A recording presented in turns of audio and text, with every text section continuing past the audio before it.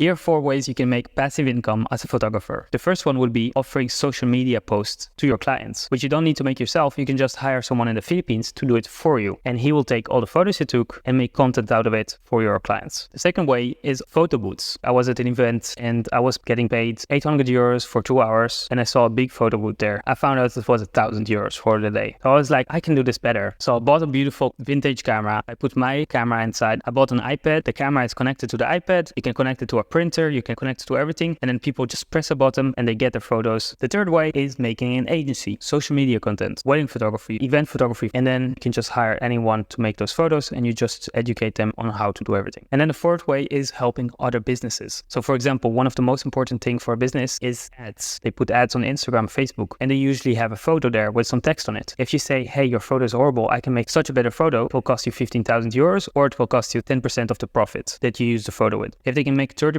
more with your photos, they'll be happy to pay 10% to you. But yeah, this is how to make passive income as a photographer and live everywhere we want while still making money.